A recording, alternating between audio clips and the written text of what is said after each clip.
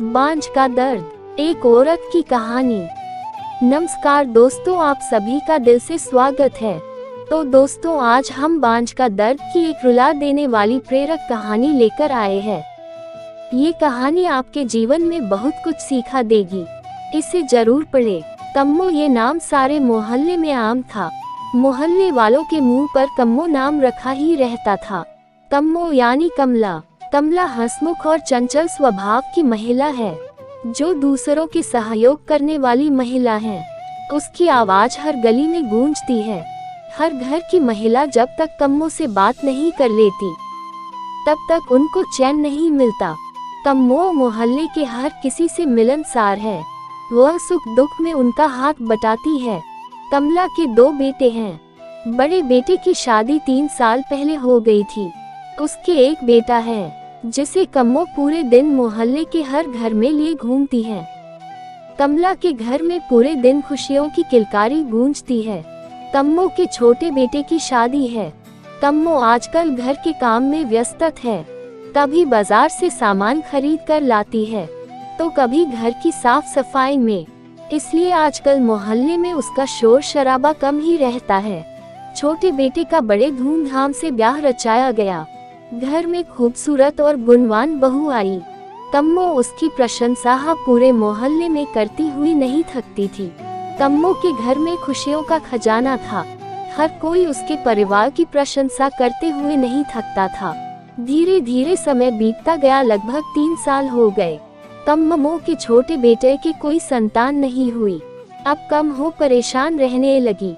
हर कोई उसके छोटी बहू के बारे में पूछते, वह क्या जवाब देती। अब कम्मो छोटी बहू पर कई बार गुस्सा करने लगी थी, पर इससे होता क्या, ये सब तो भगवान की मर्जी है, ऐसा सोचकर गुस्सा टाल देती थी। अब छोटी बहू भी परेशान रहने लगी थी। वह अकेली अंदर ही अंदर घुटती रहती थी। जब घर में इस तरह की बातें होती थी, तो वह रोने लग जाती थी। अब उसे घर में सभी ताने देने लगे थे, पर छोटी बहू क्या कर सकती थी। कम्मो के द्वारा भी पूरे जतन किए गए। हर मंदिरों में जाकर उसने मन्नत मांगी, परंतु सभी विफल रही। जिस घर में खुशियों की किलकारियां उठती थी, आज उस घर में मायूसी छाई हुई है। कम्मो का छोटा लड़का पास के शहर में नौकरी करता था। जब भी मैं छुट्टी आता तो परिवार का ये दुख देखकर बड़ा दुखी होता था। वह अपनी पत्नी का दर्द अच्छे से जान रहा था, पर वह करे तो क्या करे। उसने निश्चय कर लिया कि वह अपनी पत्नी को अपने साथ लेकर शहर जाएगा। वह अपनी पत्नी को साथ ले गया। जब वह ड्यूटी पर चला जाता था, तो वह अकेली इसी बात को लेकर बहुत परेशान रहती थी और अंदर ही अंदर रोने लगती थी। ससुराल में उसे हर तरीका का सुख मिला, परंतु एक महिला का सबसे बड़ा दुख बांझापन होता, जो उसे देखने को मिला। ये बात उसने अपने दोस्त को बताई, और उसने बताया कि आप किसी डॉक्टर की सलाह ले सकते हैं, जिससे आपको संतान का सुख मिल सकता है। क्योंकि हमारे शरीर में बहुत सारी कमजोरियां होती हैं, जिनका इलाज संभव है।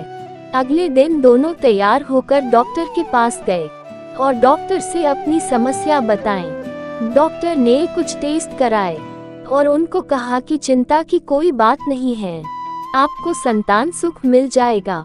इसके लिए हमें IVF प्रणाली का प्रयोग करना पड़ेगा। इस पर निवेश ने अपनी सहमति दी। ठीक समय बाद निवेश को पुत्र रत्न की प्राप्ति हुई। जब ये बात घर पहुंची तो घर खुशी का कोई ठिकाना नहीं रहा।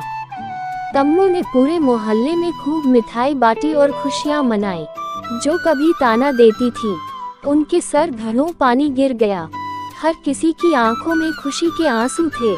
जो कलंक निवेश की पत्नी ने कई साल सहा, उसका आज उसे सुख मिल गया। ये कहानी उन महिलाओं की है, जो ऐसी समस्याओं से जूझती है और किसी डॉक्टर की सलाह न लेकर देवी देवता में विश्वास करती है। हमें नियत समय पर डॉक्टर से सलाह लेनी चाहिए, क्योंकि हमारे शरीर में बहुत सारी बीमारियां होती हैं, जिनका निराकरण डॉक्टर की सलाह से संभव है।